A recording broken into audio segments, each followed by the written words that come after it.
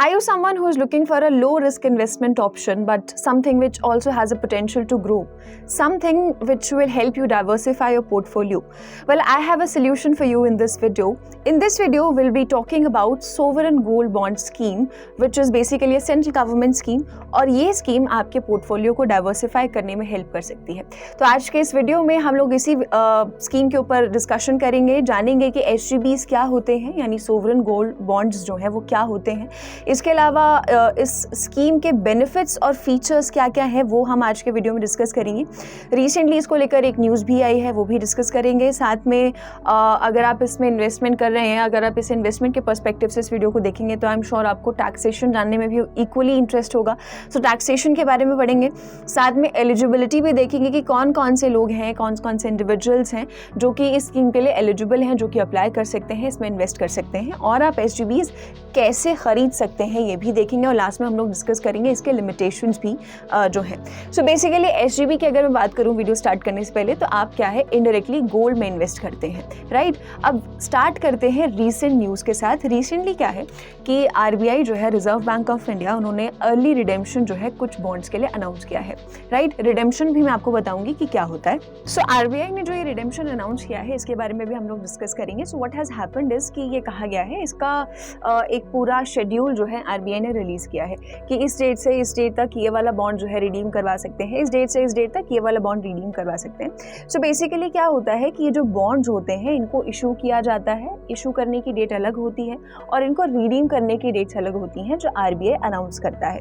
अभी RBI ने 2017 से 2020 के बीच में, जो मई 2017 से मार्च 2020 के बीच जो SGBs इशू हुए थे, उनके रिडेम्पशन की अनाउंसमेंट की है कि जिन इन्वेस्टर्स ने इस दौरान जो है SGBs में पैसा लगाया है उन बॉन्ड्स के लिए क्या है वो रिडीम कर सकते हैं, यानी कि उससे कैश वापस निकाल सकते हैं।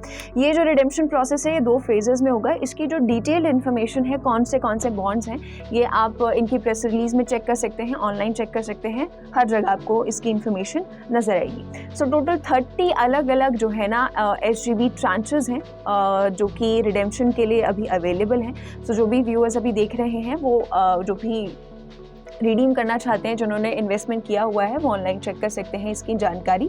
तो रिसेंटली यही न्यूज़ थी कि RBI ने रिडेम्पशन विंडो जो है वो ओपन की है। हर बॉन्ड के लिए जो है एक स्पेसिफाइड टाइम पर जो है विंडो ओपन रहेगी जिसमें इन्वेस्टर्स रिडीम कर सकते हैं। जिनको अभी तक SGB के बारे में नहीं पता है उनको थोड़ा कन्फ्यूजिंग ज़रूर साउंड कर सकता है कि रिडीम कैसे करेंगे, क्या विंडो है। अभी जैसी वीडियो आगे चलेगी आपको धीरे धीरे करके सारी चीज़ें क्लियर होते चलेंगी। सो यहाँ पर एक स्ट्रक्चर्ड शेड्यूल जो है वो रिलीज़ किया है 30 डिफरेंट SGB ट्रांचेस के लिए। और ये जो है आपका जैसे पहला ट्रांचे जो है जो 2017 में इशू हुआ था, उसकी विंडो ओपन हो जाएगी 11 अक्टूबर से 2 नवंबर तक। अब आगे चलते हैं, अब मैं आपको लेकर चलती हूँ कि भाई SGB एक्चुअली होता क्या है, व्हाट इज SGB। ये सब समझने के लिए आपको पहले SGB समझना बहुत ज़रूरी है। सो SGB की अगर बात करें तो SGB बेसिकली आपका एक ऐसा तरीका है इन्वेस्ट करने का जिसके ज़रिए आप गोल्ड में इन्वेस्ट कर सकते हैं without actually having a physical gold, right.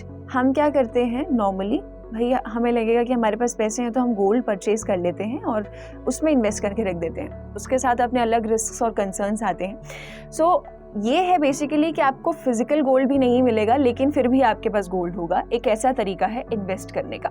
इसका बेसिक कॉन्सेप्ट मैं आपको बताती हूँ। जो भी इन्वेस्टर होगा वो क्या करेगा, ये SGB यानी कि ये बॉन्ड खरीदेगा। ये जो बॉन्ड होता है ये गवर्नमेंट के बिहाफ पर जो है RBI रिलीज करता है, RBI इशू करता है। एक इन्वेस्टर ये बॉन्ड खरीदेगा, सर्टेन वैल्यू होगी इस बॉन्ड की, और इस बॉन्ड की जो वैल्यू होगी वो किस पर डिपेंड करेगी, वो डिपेंड करेगी गोल्ड के ऊपर। गोल्ड के प्राइस पर जो है ये निर्भर करेगा। गोल्ड के प्राइस के हिसाब से ये इंक्रीज और डिक्रीज होगा, ये जो बॉन्ड की वैल्यू है। और ओवर टाइम जो है इसका जो टोटल टेन्योर है, जो मैच्योरिटी पीरियड है वो 8 साल का है। तो आप जब इसे 8 साल बाद क्या है आप इसे रिडीम कर सकते हैं, आप इसे वापस जो है कैश करवा सकते हैं, निकाल सकते हैं। और जब आप इसे निकालेंगे, इस बॉन्ड को कैश करवाएंगे, उस टाइम पर इसकी वैल्यू कितनी होगी, जो भी उस टाइम पर गोल्ड का वैल्यू चल रहा होगा उसी वैल्यू पर आप इसे रिडीम कर सकते हैं।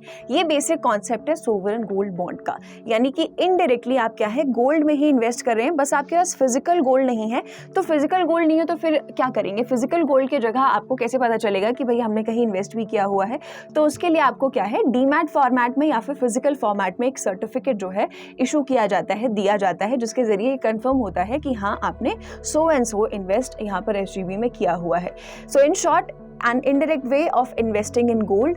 इसके फीचर्स भी अभी आगे हम डिस्कस करेंगे, तो आपको और जो है इसके बारे में जानकारी मिलती रहेगी। तो यहाँ पर अगर बात करें कि ये SGBs जो होते हैं इनको इशू कौन करता है, जैसे कि मैंने बताया कि इन्हें RBI इशू करता है on behalf of the central government, right. So यहाँ पर इंडिविजुअल्स जो हैं बिना फिजिकल एसेट की टेंशन लिए कि हमें गोल्ड स्टोर करना है, कहाँ रखना है, कैसे रखना है, उसकी टेंशन लिए बगैर आपको ये बॉन्ड्स जो है, ये सर्टिफिकेट्स जो हैं ग्राम्स ऑफ गोल्ड के टर्म्स पे दिए जाते हैं। अभी मैं आपको बताऊंगी कि कितना गोल्ड आप मिनिमम और मैक्सिमम इसमें ले सकते हैं। सो ये बेसिक कॉन्सेप्ट है सोवरेन गोल्ड बॉन्ड का।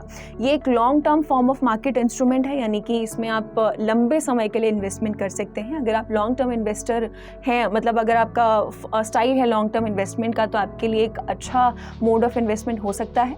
इसके अलावा बात करें तो ये स्कीम जो है गवर्नमेंट ने 2015 में निकाली थी। बेसिकली जब 2015 में इसे लाया गया था तो ऑब्जेक्टिव ये था कि जो फिजिकल गोल्ड की बहुत ज़्यादा डिमांड है उसे कम किया जाए। इस पर्सपेक्टिव से इस स्कीम को 2015 में लाया गया था। उसके बाद से ही हम देख रहे हैं कि कई सारे जो हैं बॉन्ड्स गवर्नमेंट हर कुछ महीने में जो है इशू करती रहती है। अब बात करते हैं इसके मेन फीचर्स को लेकर। कई सारे डाउट्स होंगे आपके माइंड में। सबसे पहले बात करते हैं कि इन बॉन्ड्स का टेन्योर क्या होता है, ये बॉन्ड्स कितने साल के लिए होते हैं। तो मैं आपको बता दूं कि यहाँ पर इनका जो टर्म होता है, जो टेन्योर होता है वो 8 साल का होता है।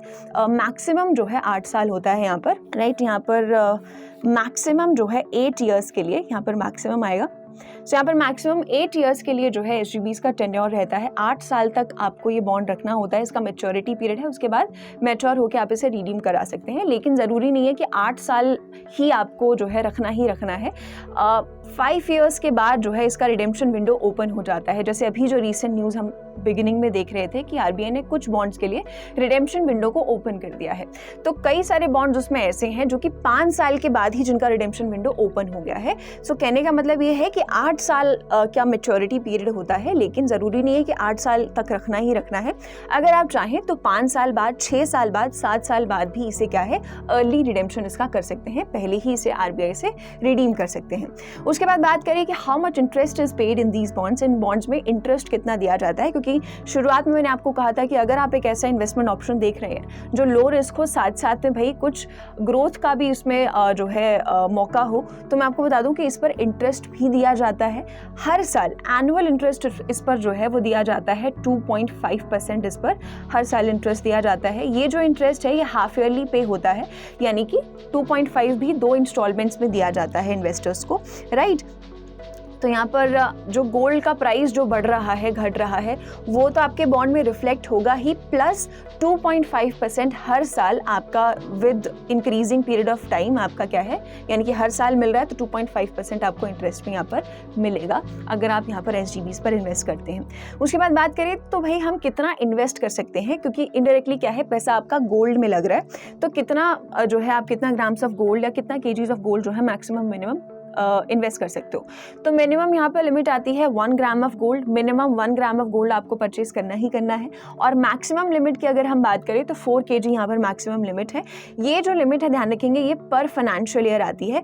हर फाइनेंशियल ईयर में एक इंडिविजुअल जो है 4 kg ऑफ गोल्ड में इन्वेस्ट कर सकता है, ये मैक्सिमम इन्वेस्टमेंट है। वहीं अगर मैं बात करूँ कॉर्पोरेट इंस्टीट्यूशंस के लिए तो ये 20 kg की लिमिट उनके लिए आ जाती है हर फाइनेंशियल ईयर के लिए, राइट। अगर इंडिविजुअल्स की बात आती है तो 4 kg मैक्सिमम इन्वेस्ट कर सकते हैं, और इंस्टीट्यूशंस की बात करें कॉर्पोरेट इंस्टीट्यूशंस की तो वो 20 kg पर फाइनेंशियल ईयर मैक्सिमम इन्वेस्ट कर सकते हैं। Minimum 1 gram investment is mandatory. उसके बाद बात करें कि आपको अगर ये बॉन्ड्स खरीदने हैं तो आप इनके लिए पे कैसे कर सकते हैं। आप कैश पेमेंट्स का इस्तेमाल कर सकते हैं, कैश के जरिए पे कर सकते हैं। कैश में भी 20K के अराउंड जो है इसमें लिमिट है, 20K ही आप कैश के जरिए पे कर सकते हैं। इसके अलावा डिमांड ड्राफ्ट है, चेक के थ्रू, ऑनलाइन बैंकिंग के थ्रू आप इसका पेमेंट कर सकते हैं। उसके अलावा बात करें कि ये बॉन्ड्स बेचे कैसे जाते हैं, तो मैं आपको बता दूं कि ये बॉन्ड्स जो हैं अलग अलग तरीकों से बेचे जा सकते हैं। बैंक्स कई सारे हैं, डेजिग्नेटेड पोस्ट ऑफिसेज हैं, इसके अलावा सेकेंडरी मार्केट आ जाता है, स्टॉक एक्सचेंजेस में भी जो है ये बॉन्ड्स आपको नजर आएंगे, तो वहाँ से भी आप परचेज कर सकते हैं। आगे जो हम डिस्कस करेंगे कि कैसे आप खरीदेंगे, वहाँ पर भी इसे दोबारा से डिस्कस करेंगे। सो अलग अलग जरियों से आप इसे परचेज कर सकते हैं, खरीद सकते हैं। कैश पेमेंट, डीडी, आप चाहे बैंक से ले लें, चाहे आप सेकेंडरी मार्केट से परचेज कर लें, अलग अलग तरीके हैं इसके। अब मैं बात करती हूँ इसके बेनिफिट्स को लेकर कि अगर आप SGB खरीद रहे हो तो आपको इसका क्या बेनिफिट मिल सकता है। सबसे पहला यहाँ पर आता है लो रिस्क। लो रिस्क क्यों बोल रहे हैं? क्योंकि देखो गोल्ड में ये पैसा आपका क्या है अल्टीमेटली लग रहा है। तो गोल्ड एक ऐसी कमोडिटी है, गोल्ड एक ऐसा रेयर मेटल है जिसकी value over the years increase ही होती है, राइट। थोड़ा बहुत मार्केट फ्लक्चुएशन अनडाउटेडली देखने को मिलता है, लेकिन रेयर मेटल है, गोल्ड की वैल्यू ज़्यादा है, तो गोल्ड का प्राइस जो है अनडाउटेडली क्या है धीरे धीरे इंक्रीज ही होता है, जनरली जो देखा जाता है। तो क्या है कि आपका पैसा अल्टीमेटली गोल्ड में लगा हुआ है, तो यहाँ पर आपका जो पैसा है उसके गिरने के चांसेस कम हो जाते हैं। यहाँ पर रिस्क जो है इस तरीके से कम हमें देखने को मिलता है। जो यहाँ पर पोटेंशियल रिस्क है वो मार्केट फ्लक्चुएशन का ज़रूर हो सकता है। मार्केट भाई ऊपर नीचे होगी तो उसका असर गोल्ड पर भी देखने को मिल सकता है, लेकिन अगर हम प्राइस की बात करते हैं तो उस कंटेक्स्ट में यहाँ पर कम रिस्क जो है वो देखने को मिलता है, और अनडाउटेडली एक लो रिस्क इन्वेस्टमेंट इंस्ट्रूमेंट हर इन्वेस्टर का फेवरेट होता है। उसके बाद बात करें कन्वीनियंस आ जाता है। कन्वीनियंस किस पर्सपेक्टिव से करें कि देखो अगर आप फिजिकल गोल्ड में इन्वेस्ट करते हो, है ना, तो फिजिकल गोल्ड अगर आप कुछ भी, चाहे आप कॉइन्स ले रहे हो, चाहे बार्स ले रहे हो, चाहे कोई ज्वेलरी ही ले रहे हो, तो उसे स्टोर करने का एक हैसल रहता है, उसे सुरक्षित रखने का एक हैसल होता है, चोरी ना हो जाए उसकी अलग टेंशन होती है। सो ये जो है काफ़ी कन्वीनियंट होता है, क्योंकि यहाँ पर क्या है आपको एक सर्टिफिकेट मिल जाता है ना, एक सर्टिफिकेट मिल जाता है, और ये सर्टिफिकेट भी जो है आप डीमैट फॉर्म में भी रख सकते हैं और आप इसे फिजिकल फॉर्म में भी रख सकते हैं, राइट। तो इसका हैसल नहीं होगा, इसका चोरी होने का डर नहीं है, सेफ रहेगा आप इसे डीमैट फॉर्म में रखेंगे तो कन्वीनियंट हो जाता है ये फॉर्म ऑफ इन्वेस्टमेंट। उसके बाद कैपिटल अप्रिसिएशन। कैपिटल अप्रिसिएशन क्यों कहा गया है? सिंपल, क्योंकि भाई गोल्ड है, आपका पैसा अल्टीमेटली गोल्ड में इन्वेस्ट हो रहा है, तो गोल्ड की वैल्यू जो है क्या है वो इंक्रीज होती है, राइट। तो गोल्ड की वैल्यू आपकी इंक्रीज होगी ही होगी मेजॉरिटी ऑफ द टाइम्स। तो यहाँ पर कैपिटल आपका क्या है अनडाउटेडली अपने आप अप्रिशिएट होगा। साथ साथ में यहाँ पर भाई 2.5% इंटरेस्ट भी जो है पर ईयर आपको मिल रहा है। तो अगर आप इसमें इस इंस्ट्रूमेंट पे इन्वेस्ट कर रहे हैं तो आपका क्या है कैपिटल अप्रिशिएट ही हो रहा है। उसके बाद बात करें तो हेज अगेंस्ट इन्फ्लेशन। देखो गोल्ड की अगर हम बात करते हैं तो गोल्ड वैसे भी क्या है इन्फ्लेशन के अगर हम बात करें उन टाइम्स में काफ़ी एक अच्छा इंस्ट्रूमेंट होता है इन्वेस्टमेंट के लिए, राइट। अगर किसी भी इकोनॉमी की, किसी भी कंट्री की जो है करेंसी में अगर हम बात करें, अगर इन्फ्लेशन आ रहा है, महंगाई जो है बहुत ज़्यादा बढ़ रही है, तो ऐसे केस में गोल्ड का प्राइस भी जो है क्या है बढ़ता है। तो ऐसे में क्या है एक हेज मिल जाएगा इन्फ्लेशन के अगेंस्ट, तो ये भी एक बेनिफिट है गोल्ड का। उसके अलावा बात करें तो लॉन्ग टर्म इन्वेस्टमेंट जो है वो देखने को मिलता है। लॉन्ग टर्म इन्वेस्टमेंट इंस्ट्रूमेंट है ऑफकोर्स आपका, क्योंकि हमने पढ़ा कि इसका जो मैच्योरिटी पीरियड है वो 8 ईयर्स का है, 8 साल का मैच्योरिटी पीरियड है, तो लंबे समय के लिए एक लॉक इन पीरियड हमें देखने को मिलता है। तो लॉन्ग फॉर्म ऑफ इंस्ट्रूमेंट है, प्लस इसमें कॉर्पस भी मिल रहा है, तो एक लॉन्ग फॉर्म ऑफ इन्वेस्टमेंट एक अल्टीमेटली एक बेनिफिट हमें मिल जाता है। उसके अलावा बात करें तो एक और अच्छा बेनिफिट है इसका लोन फैसिलिटी। अगर आपके पास सोवरेन गोल्ड बॉन्ड है तो आप इससे कोलैटरल की तरह यूज़ कर सकते हैं, राइट। जैसे हम नॉर्मल बैंक्स के पास जाते हैं लोन लेने के लिए, कुछ ना कुछ गिरवी रखते हैं, कुछ ना कुछ कोलैटरल देते हैं, घर हो गया, गाड़ी हो गई, एनीथिंग, तो आप SGB को भी एज अ कोलैटरल यूज़ कर सकते हैं। कोई भी अगर आपको लोन चाहिए तो आप SGB का यूज़ कर सकते हैं, लेकिन यहाँ पे ध्यान रखेंगे कि आपके SGB की जितनी भी वैल्यू होगी उसका 75% ही आप लोन फैसिलिटी के लिए अवेल कर सकते हैं, है ना। मान लो 1 लाख का वैल्यू है आपके SGB का, तो उसमें से आप 75,000 ही अवेल कर सकते हो लोन फैसिलिटी के लिए। तो कोलैटरल की तरह भी इसका इस्तेमाल कर सकते हैं लोन फैसिलिटी अवेल करने के लिए। ये कुछ बेनिफिट्स हैं जो SGB के साथ एसोसिएटेड हैं। अब मैं अगर बात कर लेती हूँ कि इसकी एलिजिबिलिटी क्या है, आपको इतना पता चल गया है कि इसके फीचर्स क्या हैं, इसके बेनिफिट्स क्या हैं, आप इसे कहाँ से परचेज कर सकते हैं। हम बात कर लेते हैं कि इसे एक्चुअली कौन परचेज कर सकता है, एलिजिबिलिटी क्या है। तो अगर स्कीम की बात करें तो इंडियन रेसिडेंट्स जो हैं फेमा 1999 एक्ट के तहत इसके लिए एलिजिबल हैं, वो ये बॉन्ड्स परचेज कर सकते हैं, यहाँ पर इन्वेस्ट कर सकते हैं। इसके अलावा इंडिविजुअल्स आपके हो गए, ट्रस्ट हो गए, यूनिवर्सिटीज़ हो गए, चैरिटेबल इंस्टीट्यूशंस भी SGBs में इन्वेस्ट यहाँ पर कर सकते हैं। इसके अलावा बात करें तो यहाँ पर जॉइंट होल्डिंग भी अलाउड है, जॉइंट होल्डर्स भी यहाँ पर देखने को मिल सकते हैं एसजीबीज़ में। इसके अलावा बात की जाए तो माइनर्स भी इसके लिए अप्लाई कर सकते हैं, बस उनके पेरेंट्स जो है उनके बिहाफ पर एप्लीकेशन जो है दर्ज करेंगे। तो यहाँ पर माइनर्स भी अप्लाई कर सकते हैं, जॉइंट होल्डिंग भी एसजीबीज़ में अलाउड है और इंडियन रेजिडेंट्स अप्लाई कर सकते हैं। हालांकि एनआरआईज वगैरह जो है या प्राइवेट कंपनीज जो है वो यहाँ पर इन्वेस्ट नहीं कर सकती, वो इसके लिए एलिजिबल नहीं है। अब आगे अगर बात कर लेते हैं कि इसका टैक्सेशन कैसे होगा, टैक्स किस किस हिसाब से लगेगा, तो सबसे पहले मैं आपको बता दूं कि अगर आप एसजीबीज़ को, सोवरेन गोल्ड बॉन्ड्स को अगर एंटायर 8 ईयर्स के लिए रख रहे हो, 8 साल का इसका मैच्योरिटी पीरियड है, अगर आप 8 साल जो है रखते हैं तो आपको इस पर कोई कैपिटल गेन्स टैक्स नहीं देना पड़ेगा अगर आप इसे मैच्योरिटी पे रिडीम करते हैं। एग्जाम्पल के लिए जैसे अभी जो न्यूज़ है वो ये है कि कई सारे बॉन्ड्स हैं जो 5 साल के बाद ही जिनका रिडेम्पशन विंडो ओपन हो गया है।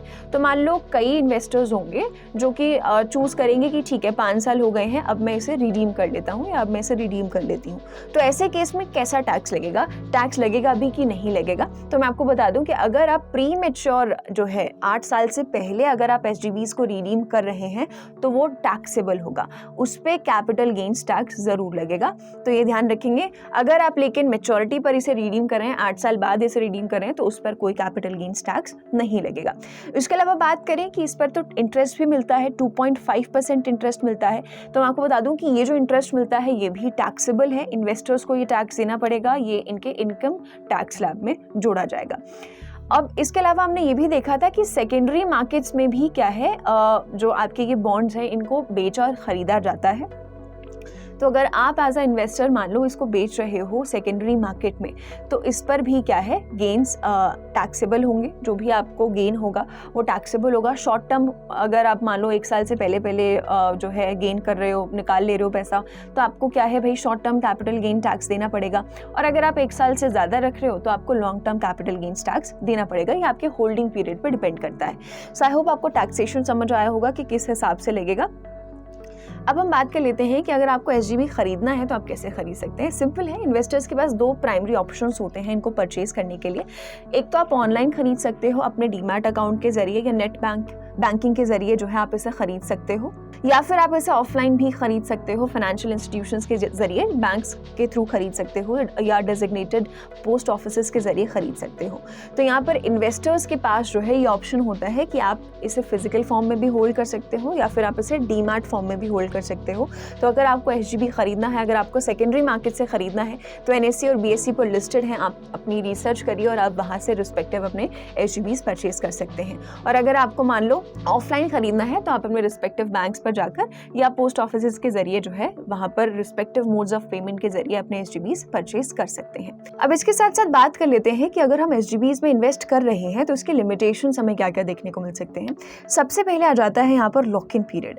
हमने पहले ही देखा कि अगर आप एसजीबीज में इन्वेस्ट कर रहे हैं तो आपको 8 साल जो है क्या है 8 ईयर्स का इसका मैच्योरिटी पीरियड है, यानी कि 8 साल आपको इन्वेस्ट करना है। अगर आप 8 साल से पहले रिडीम कर लेते हैं 5, 6 या 7 तो आपको उस पर टैक्स देना पड़ेगा, प्लस इंटरेस्ट रेट पर तो टैक्स है ही, है ना। और उससे पहले आप क्या है उससे पहले आपका क्या है लॉक इन पीरियड जो है वो चलता रहेगा। तो यहाँ पर क्या है इसकी लिक्विडिटी जो है at the end of the day वो कम हो जाती है और इसका लॉक इन पीरियड क्या है इसके लिए एक लिमिटेशन बन जाता है। इसके अलावा करेंसी फ्लक्चुएशंस भी एक लिमिटेशन बन जाता है एसजीबी के लिए। देखो करेंसी में कोई भी फ्लक्चुएशन होता है, देखो मार्केट फ्लक्चुएशन भी समझ में आता है, करेंसी फ्लक्चुएशन भी यहाँ पर क्या है, अगर करेंसी की वैल्यू ऊपर नीचे होती है तो उसका असर सीधे गोल्ड पर देखने को मिल सकता है। जैसे फॉर एग्जाम्पल जो यूएस डॉलर है, जो बेंचमार्क करेंसी है ओवर द वर्ल्ड, है ना, तो अगर मान लो यूएस डॉलर का प्राइस बहुत ज़्यादा अप्रिशिएट होता है तो उससे क्या है गोल्ड के प्राइसेस अनडाउटेडली हॉल्टर कर सकते हैं।